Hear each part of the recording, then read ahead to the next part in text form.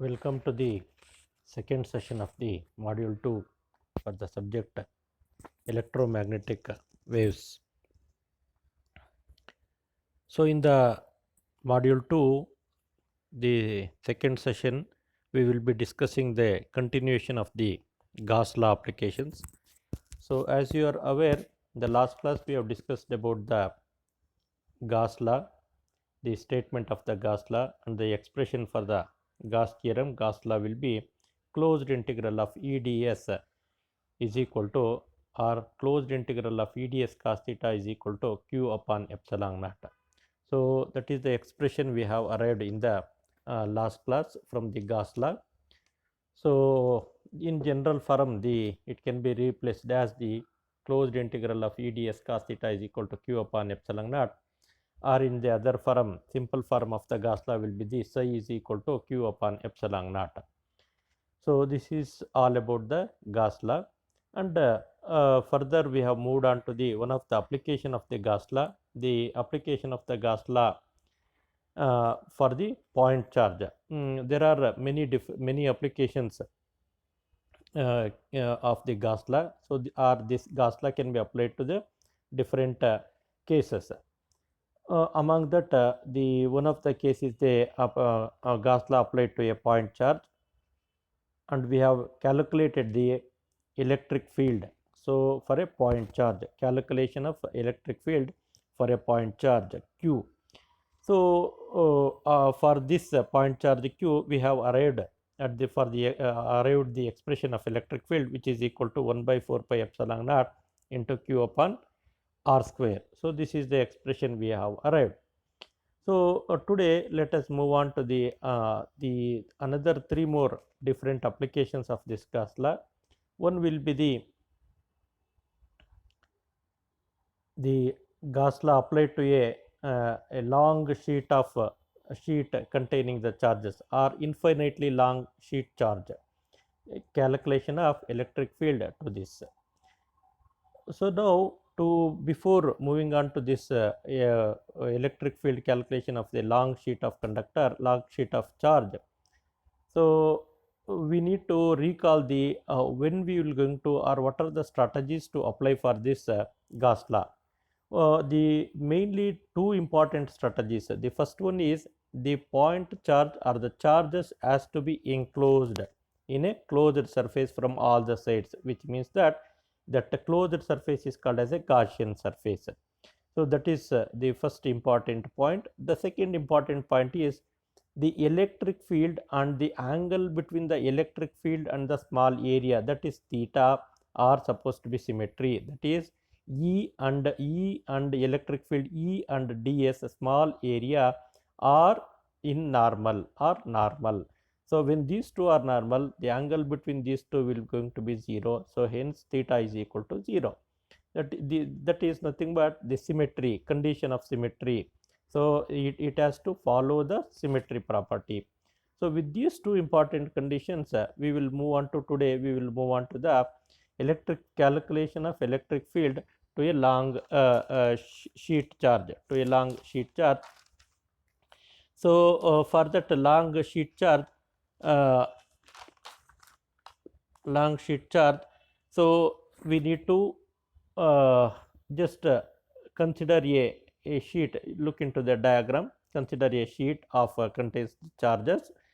So, on the both the sides of the sheet, so it has got the charges. So, to apply the Gauss law for this, which will going to have the area A, this sheet will going to have the area A, capital A, and for to apply to calculate the electric field at point P, we need to make the Gaussian surface, we need to form a Gaussian surface.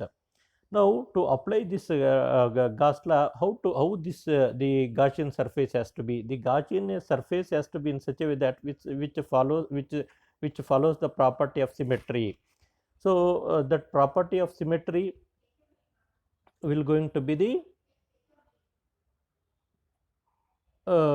theta, electric field E and ds are normal, theta will going to be 0. So, hence So now for this sheet, let us let us brief about this a sheet, that is the electric field due to infinite large sheet of charge. So here we have considered a Gaussian surface in the shape of the cylinder. So why cylinder? If you consider any other shape, it will not follow the property of symmetry. That is why, see here in the diagram, you can see this. I have considered the cylindrical shape. The Gaussian surface will be cylindrical shape, which has got the two flat surfaces and one curved surface. This curved surface is perpendicular to the sheet of charge, and the flat surfaces are normal to the sheet of charge. So this is very important, and which has got the areal charge density, it is sigma, areal charge density sigma. That is what I have described here. And moving on to this the symmetry, that is E, electric field at each point of the flat surface, that is the two different flat surfaces. Electric field at two different flat surfaces, E and ds are normal. Hence E and ds are normal, my theta value will going to be 0. But for the other surface, what is the other surface here? Here you can observe the curved surface. See, it will be in the curved shape. So two flat surfaces and the remaining one will be the curved surface. These two flat surfaces, theta will going to be 0. What about for the curved surface? For the curved surface, the electric fields will be in this direction, whereas the ds will going to be in this direction, that is perpendicular. Hence the theta value will going to be 90 degree. So theta 90 degree and cos 90 degree is equal to 0. So that is the value for the curved shape, and value for the normal, that is for the flat surfaces, it is cos theta cos 0 is equal to 1. So with this so let us apply the Gauss law. So for the Gauss law, we have made the Gaussian surface, we have framed a Gaussian surface, and we have followed the symmetry property. So with this Gaussian surface and the symmetry property, so let us calculate the electric field. So to calculate the electric field, so the surfaces are not only one, there are three different surfaces. They are the two flat surfaces and one curved surface. So the Gauss law, from the left hand side of the Gauss law, is closed integral of EDS is equal to q upon epsilon naught. The let us calculate for the left hand side of the Gauss theorem, Gauss law, closed integral of E into ds, which is equal to given by closed integral of E ds cos theta for the curved shape and E ds cos theta for the first flat surface 1 and the flat surface 2. And what about for the curved surface? Curved surface, theta value is 90 degree. I have substituted that E ds cos 90 degree, which is leads to 0. And for the other, for the flat surface 1 and for the flat surface 2, E ds cos 0, which is gives rise to cos 0 is equal to 1, which is E into ds. So E into ds for the second flat surface also. Now the closed integral of, because electric field is constant, since it is symmetry, it is constant throughout. When you consider any points on the surface, it is constant. So for E, since E is constant, we have taken the E outside the integral. So now we have to integrate only the ds. What is the ds? Ds is the small area considered. When you integrate all the small areas on the sheet of the charge, so we have assumed that the area will going to be A. So hence integral of ds is A. So I have the value EA and EA. So hence we have closed integral of EDS is equal to 2 into EA. So moving on to the RHS of the Gaussian law, that is Q upon epsilon naught. What is that Q? Q is the charge. How many charges? What is the value of charge? So now for this sheet of charge, we have considered a sigma areal charge density. Areal charge density is sigma, and this charge density, when I multiply this charge density with the area of the Gaussian surface, area of the sheet of surface, I will going to have the charge Q inside this Gaussian surface is equal to sigma into A. Now, so with this sigma into A, we have calculated the closed integral of EDS and we have calculated the value of Q. Let us substitute in this, in the equation 1, that is the Gauss theorem. Closed integral of EDS is equal to q upon epsilon naught. Substituting these two values, 2EA, closed integral of EDS is I have substituted as 2EA, and q I have substituted as sigma A divided by epsilon naught. So when I simplify A will get cancelled. I will going to have the electric field is equal to sigma upon 2 epsilon naught. So when you consider here, what is the distance between point P and the sheet of surface, that is r. Now the electric field is not depending upon the distance. Electric field is depending upon only the sigma. What is sigma? Areal charge density. So that is how it is different from the Coulomb's law. Coulomb's law depends upon the value of r, but here it is not independent of r, and it is depends upon the charge density, that is sigma upon 2 epsilon naught, that is the electric field. So that is the remarks we can put. Electric field depends only on the charge density, and the electric field is independent of the r. That is the very important remark of this Gauss law and from this derivation. So here we have so far we have discussed the electric field due to a sheet of charge, infinite large sheet of charge. So up to here we have discussed three different applications of the Gauss law. One is the electric field due to a point charge, electric field due to a long sheet of charge conducting carrying charge. It's a infinitely long conductor. And the third one is what we have discussed in this session. In the last session we have discussed for the two electric field calculation for the two, that is for the point charge, and the another one is for the long conductor, infinitely long conductor, electric field due to infinitely long conductor. Today in this session we have discussed the calculation of the electric field due to infinite large sheet of charge. Let us move on to the next application of Gauss law, that is electric field due to spherical shell of charge. What is this spherical shell of charge? Now, so this spherical shell of charge, so it is, you can even call it as a sphere. So there are two different cases here. There are two different cases I can say, that will be when the that sphere or shell, when you consider it as a conducting material or a non-conducting material. The first case will be when we consider a shell of charge, a sphere of charge with a conductor. So for this case, the charges will going to present on the surface of the sphere, on the surface of the shell. So this is for the conductor. What about for the non-conductor? For the non-conductor, charges will going to present inside the sphere. See the difference. So for a non-conductor, charges always will going to present inside the conductor, and for a non-conductor, for a conductor, the charges will going to present on the surface of the sphere or the surface of the shell. So for, these are two different cases. These are two different scenarios we need to consider. First we will going to calculate, let us calculate the electric field for a conductor, for a electric field due to shell of charge, and this shell of charge is a conductor.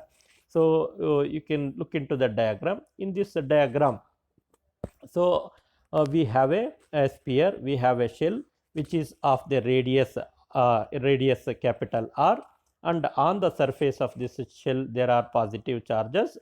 And now let us consider a point P. This point P is at a distance of small r, and so this point P we need to calculate electric field at this point E. And to calculate the electric field by applying the Gauss theorem, Gauss law, we need to have a closed Gaussian surface. So can I apply a rectangular Gaussian surface? No, that is not possible, because it fails the symmetry. Any other shape, it fails the symmetry. Only option is I have to enclose it with another sphere, another shell.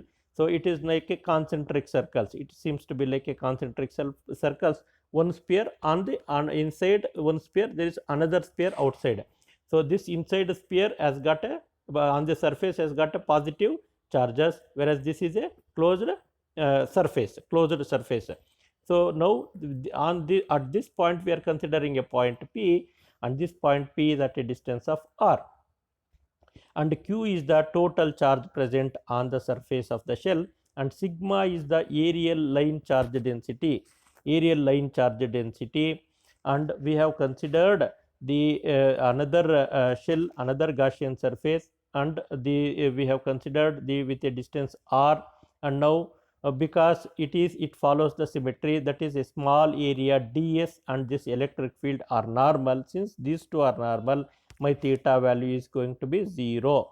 So since this theta value is going to be 0, so it is E into ds cos 0, which is equal to 1. So now we need to apply, we need to follow the different steps. So that is the first step we have done, that is we have formed a Gaussian surface. Next step, let us calculate the left hand side of the Gaussian theorem, Gaussian law, closed integral of E into ds, and let us calculate the right hand side, that is q. What is the value of q? So substituting in the that integral of closed integral of E ds cos theta is equal to q upon epsilon naught, what we will get? Let us modify the mathematical expression and get an expression in terms of the electric field E. So for this we have followed the symmetry property, okay, and here in this there are three different cases. So what are those three different cases? First case is we have considered a point P. This point P is outside the spherical, outside the sphere, outside the shell of charge containing the charge. So now we are calculating the electric field outside the sphere. See, you can look into the diagram. This almost seems to be like a point charge, the diagram of a point charge or the expression of a point charge, electric field due to a point charge. So it may be repetition of that, or even let us derive once again. So closed integral of E ds cos theta is equal to E into integral of ds. So what is that integral of ds? So E is a constant, E is a constant, symmetry, that is why we have taken it out. So one second.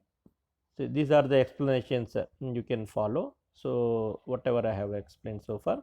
So now see here, closed integral of E ds. So E is taken out, integral of ds, E into closed integral of ds. What is this ds? The ds is the area. Now integral of this area. So what is that integral of area? So 4 pi r square, the 4 pi r square. So this 4 pi r square, the area of the sphere. So 4 pi r square, charge within the Gaussian surface, charge within the Gaussian surface is given by q. Now what is the value? What is the value of closed integral of E ds? E ds is equal to E into 4 pi r square. So charge within that Gaussian surface is given by q. So now, so applying the Gauss law, applying the Gauss theorem, closed integral of E ds is equal to q upon epsilon naught.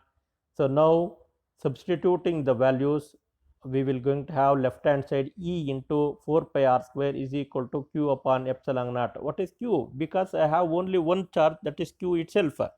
So q is present on the surface, so it is q only.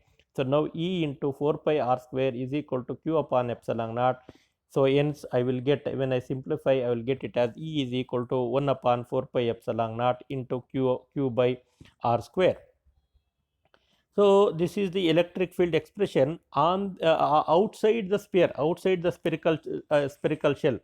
Now what about the inside? What about the inside? What about on the surface? So moving on to the surface, what is the distance for, distance from the center of the spherical shell to the point P? It is small r. Now on the surface the distance will going to be capital R, that is the change. So now on the surface electric field will going to be same, but whereas the distance will going to be, instead of small r, it will going to be capital R. Now I can rewrite the expression for the electric field on the surface of the spherical shell is equal to 1 upon 4 pi epsilon naught into q by r square. So this is the expression on the surface. What about inside the surface? That is the case 3. So case 1 is outside, case 2 is on the surface, case 3 is inside the surface. Inside the surface, is there any charge? So there is no charge inside the surface. Charges are present on outside on the surface of the sphere. So inside, in the sense, if I want to consider, so you moving on to the so that's supposed to be you can use the same diagram. yeah, it's here, see, you can see this.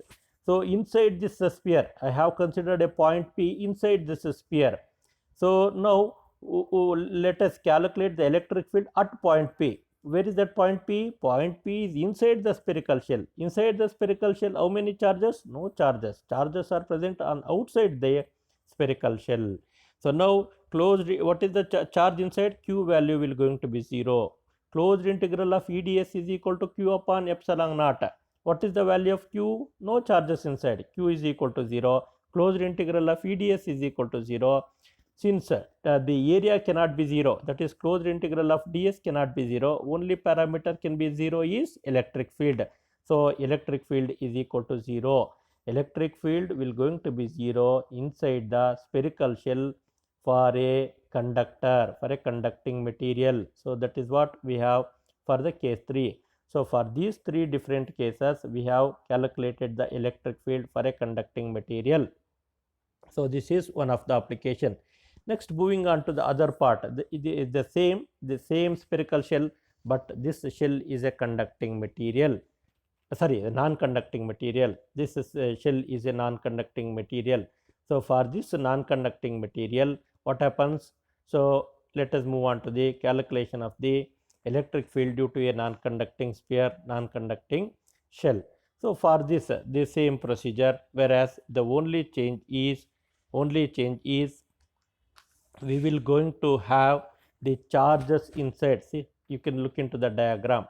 So charges inside, so charges will going to present inside the spherical shell. So electric field at a point inside a sphere. Now we select a spherical Gaussian surface with radius small r and which is the less than the capital R. Capital R is the radius of the spherical shell, Now here also there are three the different cases. What are those different cases? Different cases will going to be the outside, on the surface, and inside. Now for the outside and on the surface it is same, whereas it is very important to calculate inside the shell, inside the sphere. So for this inside the sphere, that is for the outside we will going to have the same expression 1 by 4 pi epsilon naught into q by r square. On the surface, what is the value? R will going to change. E on the surface is equal to 1 upon 4 pi epsilon naught into q by capital R square. These two are same as for the conducting material. Only change is for the non-conducting material, since the charges are present, we need to, there is a electric field inside the sphere, inside the shell. So for this, looking into the diagram, it is very clear that we have considered a point P inside. To apply Gauss theorem, it has to be enclosed in a Gaussian surface. So it has to be enclosed in a Gaussian sphere with a radius of small r. So for this radius of small r and at point P, what is the electric field? So now same procedure. So Gaussian sphere we have formed, Gaussian surface we have formed, closed from all the sides, and it follows the symmetry property, which is nothing but E and ds are normal, theta value is equal to 0. Now for this, let us calculate the left hand side of the Gauss law, closed integral of EDS cos theta, which is equal to E into, so theta value is 0, cos 0 is 1. So E is equal to, it's here, this is these are the discussions we made, E on the outside and E on the surface, and see, this is important. So E is on the, for the symmetrical, theta is equal to 0. Now E into ds, so closed integral of ds, what is that closed integral of ds? It is 4 pi r square. So 4 pi r square E into 4 pi r square. Now this is the left hand side of the Gauss theorem.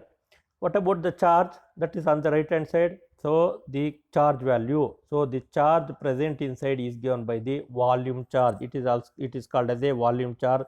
How much volume charge? That is rho is the volume charge. So rho is the volume charge density. So charge inside the sphere is equal to 4 by 3 pi r cube. So that is the into rho. Rho is the charge density. So what is the total charge inside that? At point P, Q inside is equal to 4 by 3 pi r cube into rho. So since the volume of the sphere is given by 4 by 3 pi r cube, so substituting this in the Gauss, we will get E into 4 pi r square is equal to 4 by 3 pi r cube into rho upon epsilon naught. That is, I have substituted for the left hand side, that is integral of E ds, and substituted for Q. So what is the value of Q? Charge. 4 by 3 pi r cube, volume of the sphere, and rho is the charge density. So E into 4 pi r square is equal to 4 by 3 pi r cube rho divided by epsilon naught. So here when I simplify this, so it will, some of the terms will get cancelled, and I left out with E is equal to rho into, so E is equal to rho into r divided by 3 epsilon naught. So E is equal to rho into r small r divided by 3 epsilon naught. So this is the electric field for a non-conducting sphere, non-conducting spherical shell. Now from these two, so from this we can have a graph. So we will have a graph. See, this is the diagram of a sphere with a radius a. You can consider radius capital R or A, anything. So this is the graph. What is this graph shows? Whenever the variation of the electric field due to the variation of the distance, that is R. So it is, you can see this, it is increasing. Electric field is increasing as the distance increases up to the distance R, distance A or R. What is that R? Radius of the sphere, or the distance from the center to the surface of the sphere. It is linearly increasing. When you move beyond the sphere, beyond the surface of the sphere, it is decreasing. So E is directly proportional to R up to the radius, up to the surface of the sphere. Beyond the surface of the sphere, it is inversely proportional, that is decreasing. When R increases, electric field decreases. It is inversely proportional. E is proportional to R up to the capital R value, that is up to surface of the sphere. Beyond that, it is decreasing. So that is what we will going to explain from this graph and the diagram. What is the, that will be the remark we can make about the electric field and the distance with respect to the non-conducting spherical shell or a non-conducting sphere.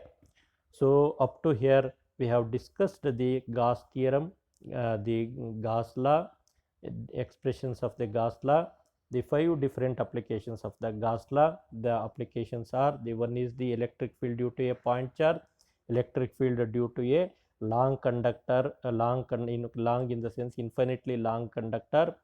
The third one will be the electric field due to a sheet of charge, long sheet of charge. Fourth one will be the electric field due to a conducting spherical shell. Fifth one will be the electric field due to a non-conducting spherical shell. So with this, the applications are completed. In the next class, we will move on to the divergence theorem. Thank you.